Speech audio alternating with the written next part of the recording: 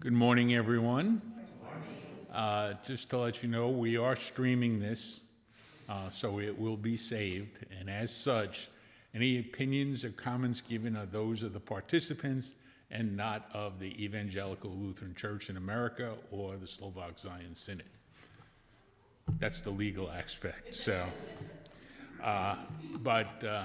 Pastor John and I attended the assembly from July 27th through August 2nd in Phoenix. It was a very interesting and long week. The days started at 9 in the morning and went to 9:30, 10 o'clock at night. So it was packed full of both business meetings and worship and prayer. I got a lot out of it. It really meant a lot to me to be able to see what the church can do when we work together. Not just, the Synod level, the ELCA level, but in the world.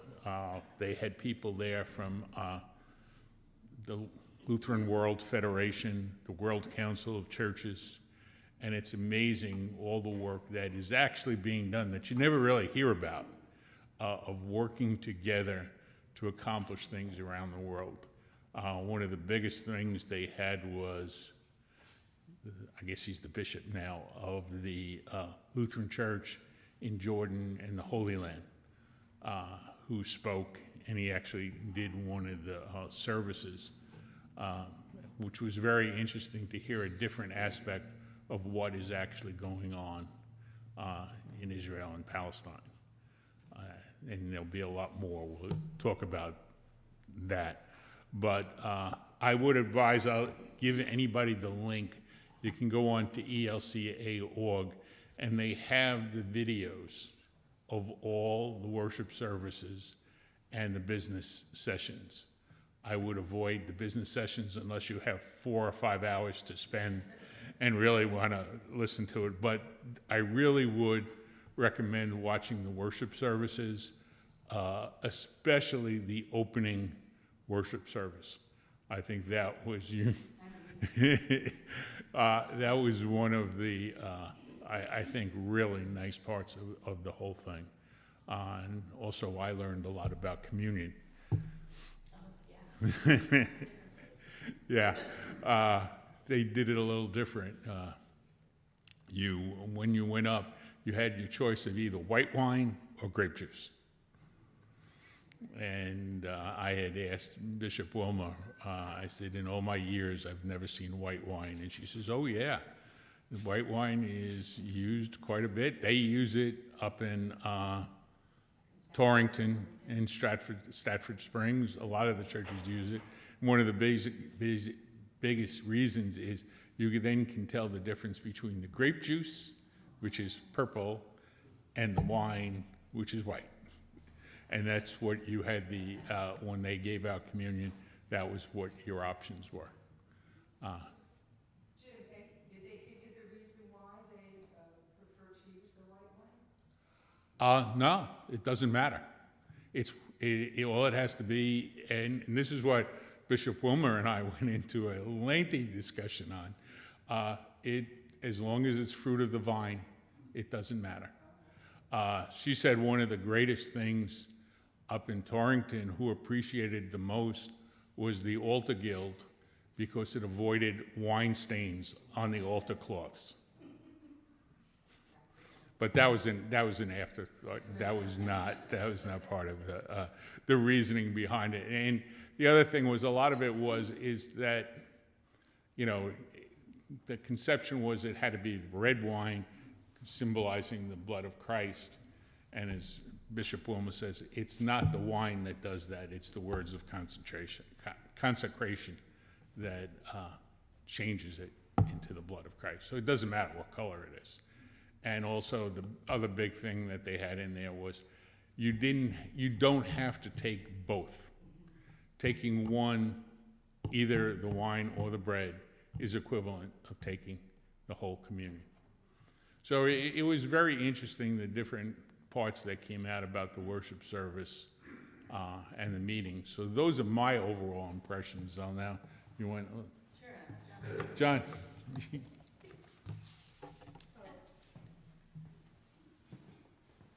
Might be too loud.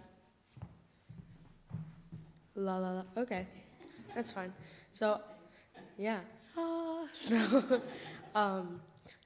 So each day was pretty similar at the Churchwide Assembly. So everybody in our synod stayed at the same hotel. There was another hotel, but yeah, probably more. Yeah. But you would get breakfast somewhere, and then you would go into the convention center, which was just like a 5-minute walk away. And you would go either into the plenary hall if it was time, or you just sit around until it was time. There was lots of stuff happening. So during each plenary session, they usually did orders from least importance to most importance at the end of the day. So they would start with something like a tiny tweak to the language in the Constitution. And then at the end of the day, they would finish with like memorials or whatever. There were like a few exceptions, like when we were voting, we always did that pretty early in the morning. And I think that was pretty important. But, so yeah, you would do the plenary session, and then after the plenary was complete, you would go get lunch, which was served. And there would maybe be something to do for like an hour, or you could just go do something, or maybe you had to go back to the plenary hall. Yes. Also, where they had us eating, they had a bunch of like stands for books and colleges and stuff like that. And then they also had puppies every day, just like in a cage, and you could like take one out and you could just chill with it for a couple minutes. Yeah, but so you'd finish lunch, then you go back to the plenary hall.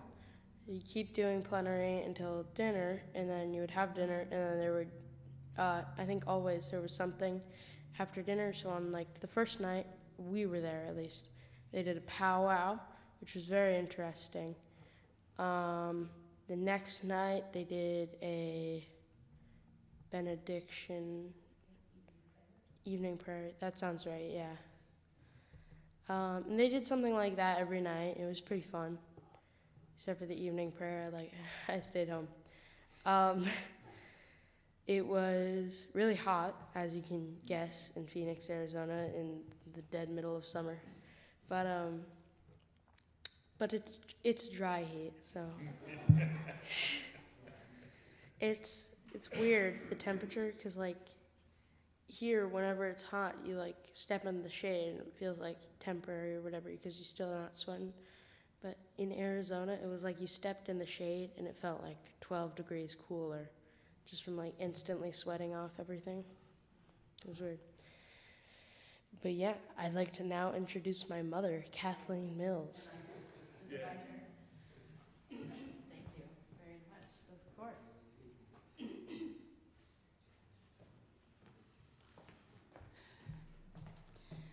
So my task this morning, good morning, is to speak to you about the memorials, but just to give you a brief, plenty of time, a brief overview of the, can I do this, of the structure of kind of like the meeting. So the Churchwide Assembly is essentially like the annual meeting for the whole church, right? And we're divided into 3 different, they call expressions. So we have the local congregation, which we are one. Then we have the synod, Slovak Zion Synod is our synod, and then the Churchwide Assembly. And there are a lot of congregations, right? There are 65 synods, and then there is one churchwide organization. And so, and each different expression has different responsibilities, but the Churchwide gathers every 3 years. and it takes voting members from every synod. There's a certain number that are designated, that you need a clergy person, the bishop, a lay person, a youth, which is now up to 20% of the representation has to be a youth or young adult. People of color, diverse populations are also encouraged, if not required, to be a part of that voting assembly. And then it's kind of a boring meeting, right? Because it's just the business of the church, but there's a lot that happens. We have to approve the budget for 3 years, just like we would approve our budget for the next year at our assembly. Election of officers, and changes to the Constitution, which Jim is going to talk about. And then another large piece of the Churchwide Assembly business is the consideration of synod memorials. So each synod assembly has the opportunity to bring to the Churchwide Assembly recommendations on any number of topics. So for this Churchwide Assembly, so from 2023, 2024, and 2025, the 65 synods presented 87 memorials to the Churchwide Assembly. Now that's a lot of material. It's 100 pages in the Bulletin of Reports, just those memorials written out. And so there's a committee, because church is done best by committee, and that's my opinion, not for better or for worse, right? It is good for us to do things together, for people to have a voice, and for conversation to happen. And so at the assembly, 2 members of that committee, who also serve on the ELCA council, presented to us the summary of these reports, and then they decided that only 4 of the 87 memorials needed to be kind of taken out to discuss separately, and the rest of them we voted en bloc, which means just they had in the report, and I will share a little bit with you about that, kind of what the memorial was, what the requested action was, and then what the church's response was to that memorial. And they divided the memorials into, I think, 4 different general topics, which included social justice concerns. So the one that they brought out from that group were memorials about the Indian boarding schools, mostly in the Midwest, but they were a lot of places. And so just kind of the requests, the synods, and there were multiple synods that brought this, specifically the Indian boarding school issue, to the Churchwide, and so that's why they decided that we should talk about it, just by way of education. Do people even know what Indian boarding schools were and what happened there? But also, to know our history, to acknowledge the wrong, because there were certainly Lutherans that were involved in the continuation of those boarding schools, and then how can we do better? What can we do for reparations or things like that? Another not popular but prevalent topic was in that same vein, the missing and murdered Indigenous women. That is a plague for our Indigenous community all throughout the country, that young women just disappear, and then the effort to find them is not very much. And so recognizing that as an issue, and how can the church respond to that.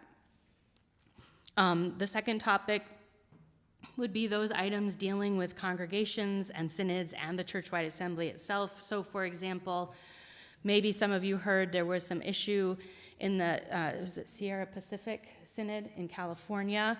Their bishop at the time basically administratively removed a pastor without really any due process, and it was a big deal. And it also we discovered that that bishop really had no accountability to anybody else. There was nobody that could say, hey, you can't do this, or there was no disciplinary process to follow. And so that was talked about and decided upon. Items about the call process or boundaries or continuing education, things like that. And then the third topic included social teaching and theological topics. So I would say the most important one, even though it was considered en bloc, it wasn't taken out special. But our synod, Slovak Zion Synod, in fact, I got to put my name on it, even though I didn't do the writing. But Pastor Tom Durbina and I presented to the Slovak Zion Synod regarding the Council of Nicaea's 1700th anniversary, which, as you know, I have shared materials with you, and even I preached about it on, I think, one of the Sundays this summer. That was close to when the council was convened.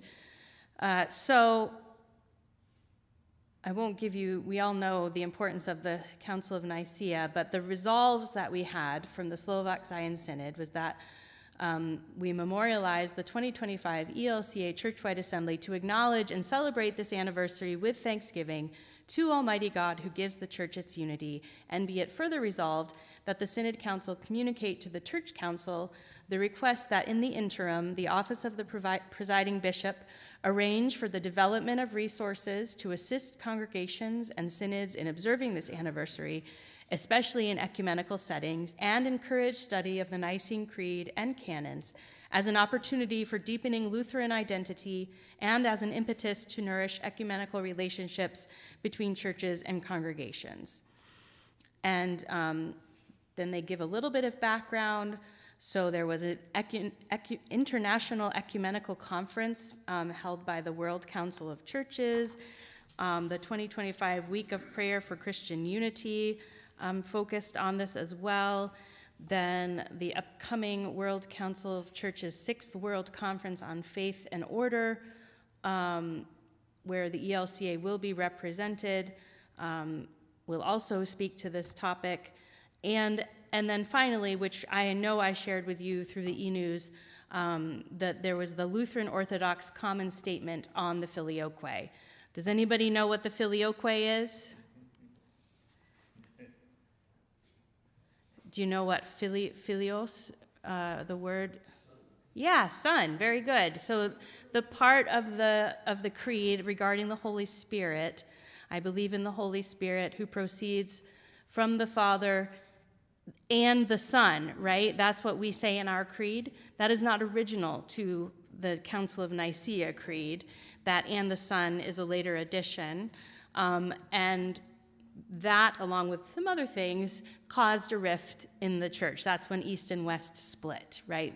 And so this Lutheran statement, or Lutheran Orthodox statement, we came to basically the understanding that Lutherans can take it or leave it. Like, we don't, it's, the rest of the creed kind of designates what that and the Father does for us Lutherans, and in an effort to be ecumenical and to achieve Christian unity, we don't have to say that, right, as Lutherans, and to honor the Orthodox faith as well. And so, in addition to accepting the memorial, there was also the reception of this special statement on the Lutheran Orthodox Common Statement on this phrase. And I attended in the spring or late winter, they had an online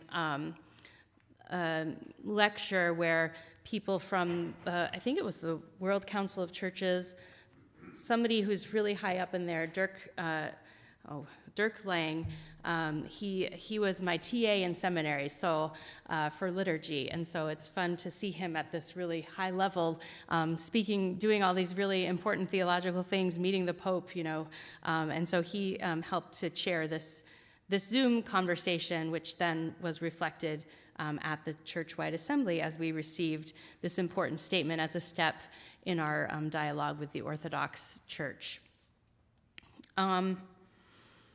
And then the last topic for the memorials included Palestine and Israel concerns, which Jim spoke to a little bit. But we have two synods in the ELCA, including New England Synod, though we are in but not of, but their companion synod is the Lutheran Church of, is it Jerusalem and the Holy Land? Jordan and the Holy Land, sorry. Where there are Christians in the West Bank, right, in Bethlehem, there are Lutheran Christians there as well as in Gaza, and then also, who are refugees in other countries because they have been displaced. And so that topic continues to be an important topic for our church in ways that we can accompany them and also witness to things that are happening, right? I think that's probably enough of me babbling on. But the majority of the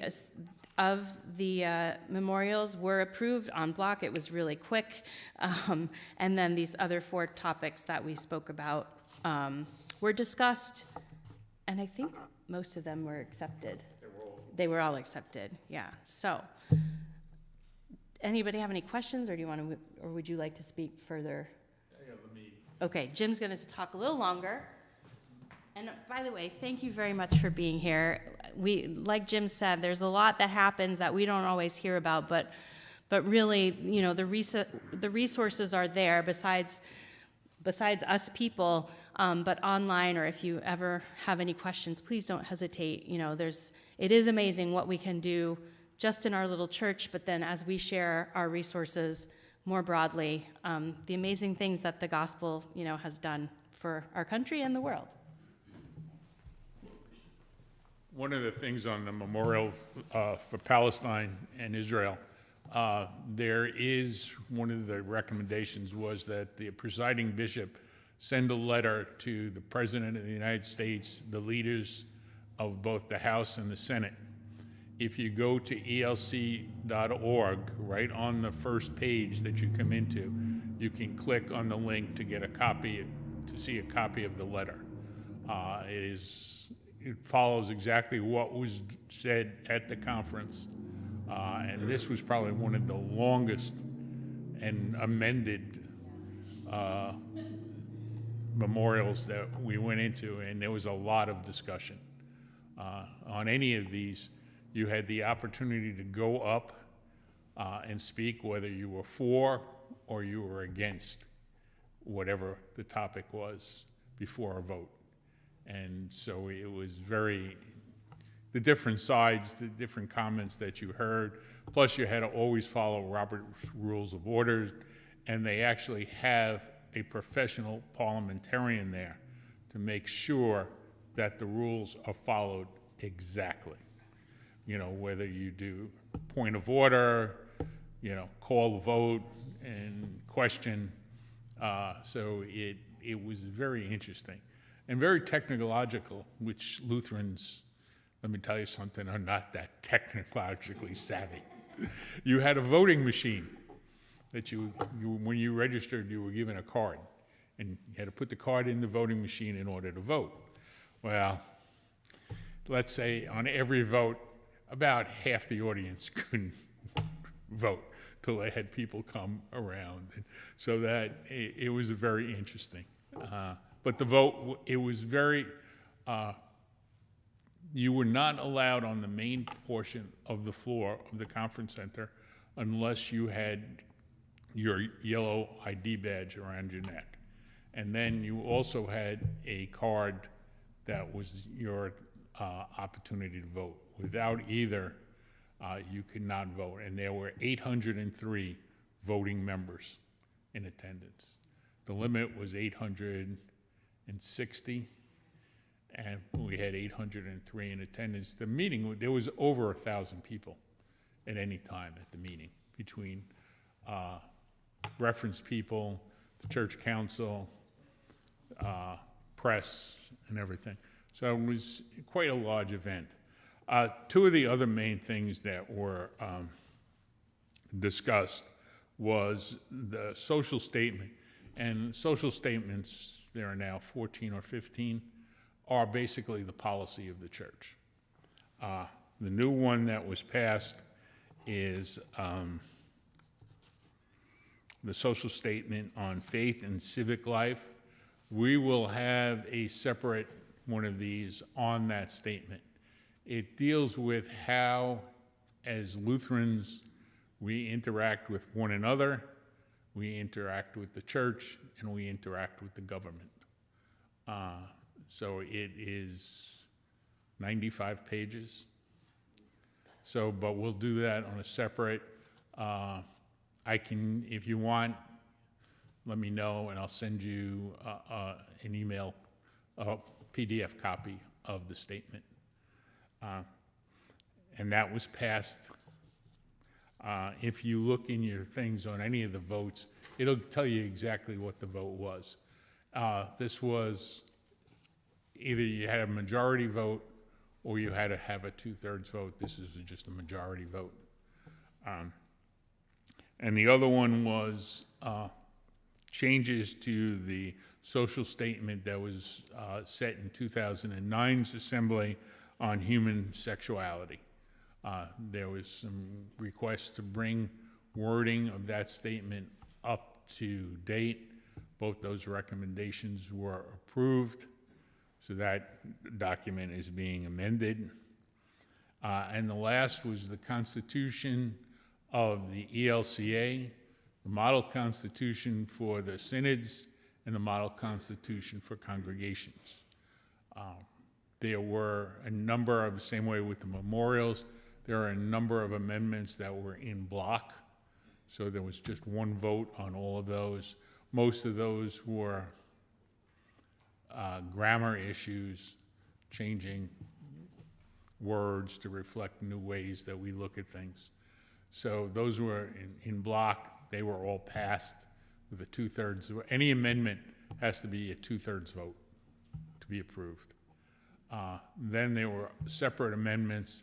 Not all the amendments were approved on the ELC's constitution. There were a number of amendments that after being amended, and amended, we still could not agree on the wording. So they were referred back to the Office of the Secretary to be reviewed over the next 3 years and presented at the conference in 2028. So we just couldn't come to an agreement on the wording, and there was one that, in my opinion, will not pass legal muster the way the wording currently is. So it'll be interesting to see what happens in 2028. We will probably either sometime in December or in January hold a separate one of these on the changes to the model constitution for congregations.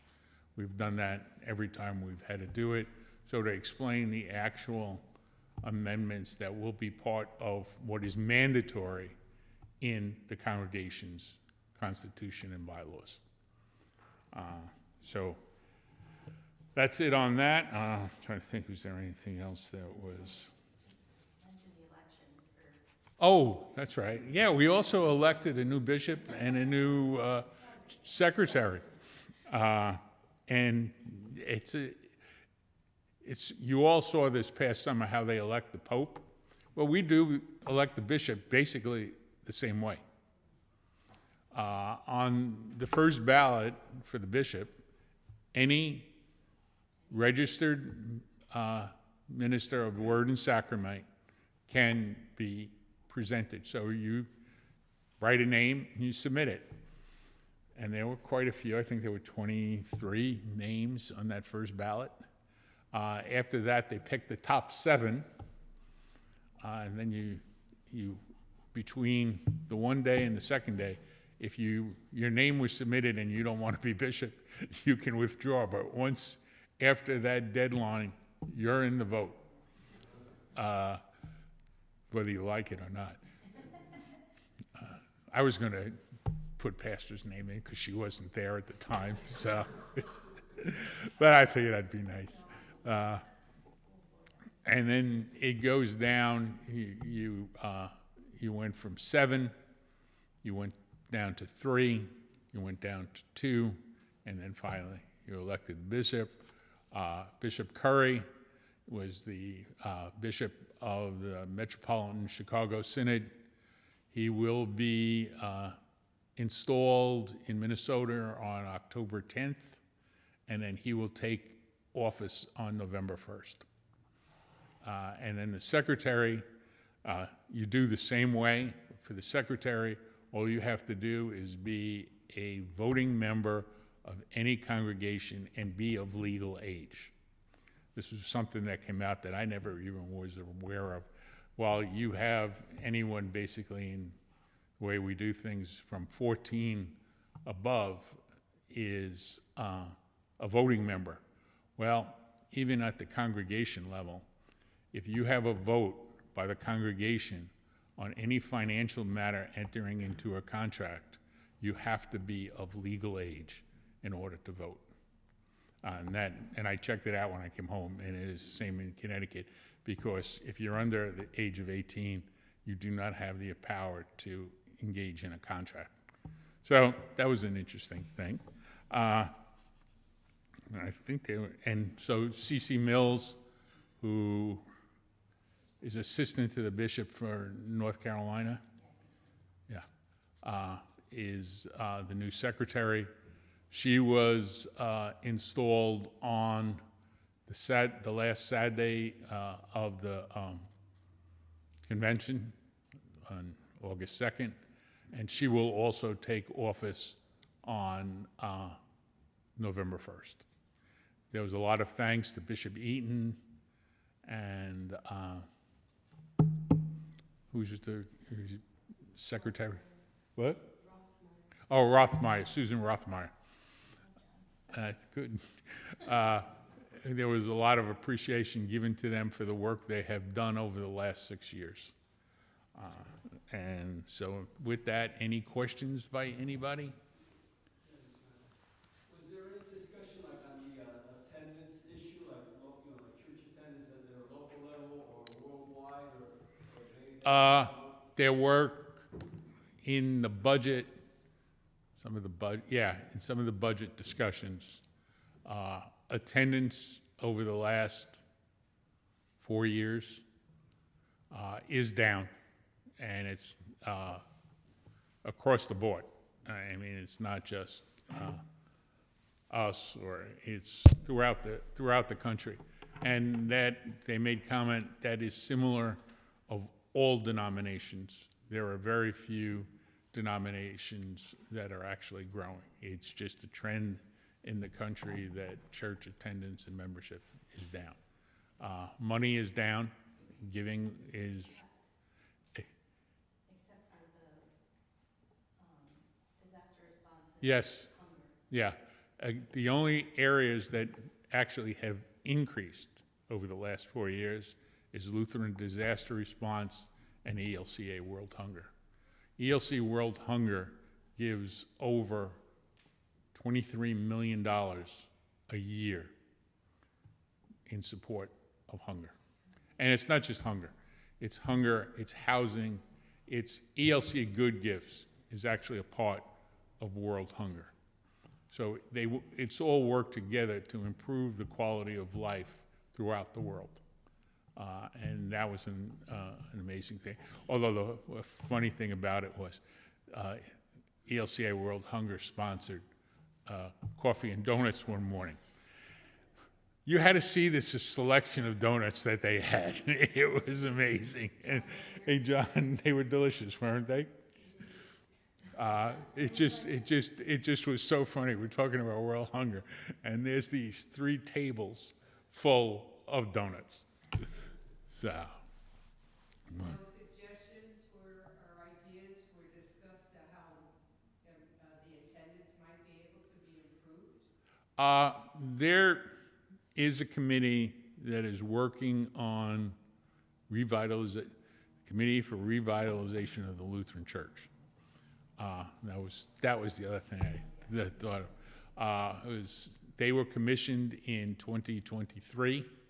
They presented a number of items. One of the biggest things is to promote diversity, equality, inclusion, DEI. And so there was discussion on that, on ways to try to get more people back into the church and make the church more acceptable to not just Anglo-Saxon Protestants. I'll just put it that way, you know, the typical white person. They're trying to make the church more open and get more people involved. That was probably one of the biggest. That's ongoing. They submitted a number of recommendations. Some of those recommendations were approved. Others still have to go to the church council for their approval, and then after that, the church council will either pass them or recommend them to the 2028 Churchwide Assembly. Jim, I'm happy that the Assembly talked about the Palestinian issue, but the general feel in the meeting, were they feeling strongly about it, or is just like, you know, one of those? They were feeling very strongly. Very strong. And while there was comments on both sides, either for or against it, I would say, and if you look at the vote on it, it was overwhelmingly in favor of it. One of the biggest things, they wanted to make sure in any of the documents, in any of the wordings that was done, that there's a difference between the Israeli people, the Jewish people, and the Israeli government. And that just being against what the Israeli government is doing is not anti-Semitism. And that was a big issue, that they wanted to make sure that everything was clear, that this was not against the Jewish people or the Israeli citizens. This was strictly the Israeli government. And so there was a lot of discussion back and forth on wording on that, and that was probably but it was very, I just want to add that I better get on the mic. Just there were representatives from both, obviously, the Synod, the church in Jordan and the Holy Land, and there was also a Jewish representation Yes. from, I can't remember which, well, one he's of the, head of the in the United States. yeah. Yeah, for the Israel, at least one of the Jewish denominations here. So, you know, and they're listening to each other, and they're witnessing all these things these conversations that are happening too. So, you know, it was really, I mean, Yeah, we have to and- have tough conversations, you know, even if we Yeah, strongly and- disagree. Yeah, and he's the head of the Jewish Reformed Church in the Yes, United that's States. And he also was in favor of a lot of the things, and they support that the violence has to stop. So it was a very heated arguments.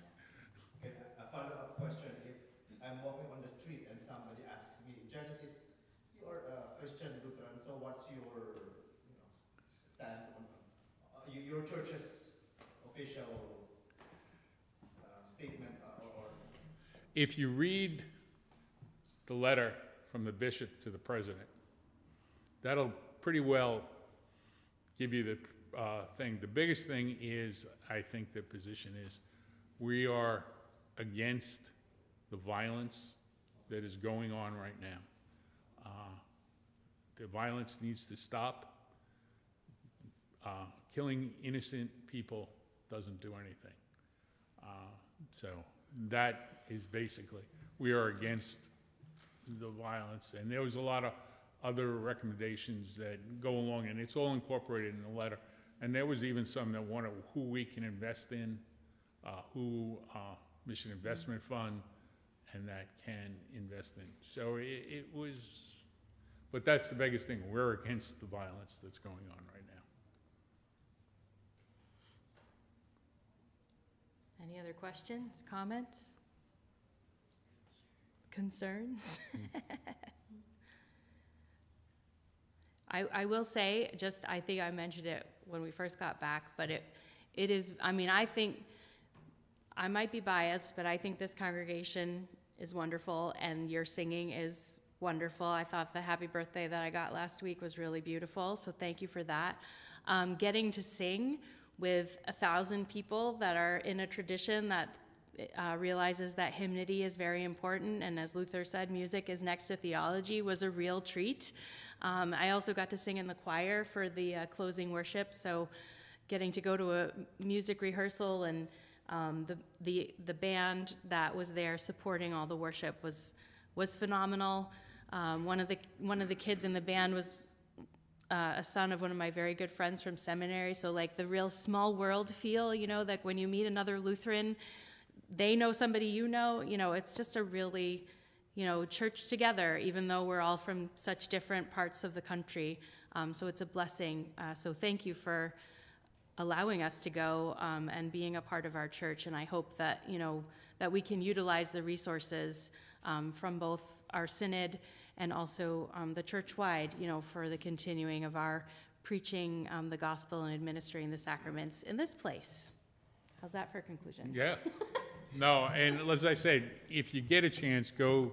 I will, if you want, just let me know and I'll give you the link to where the videos are. It's a little hard to find if you just go onto the site.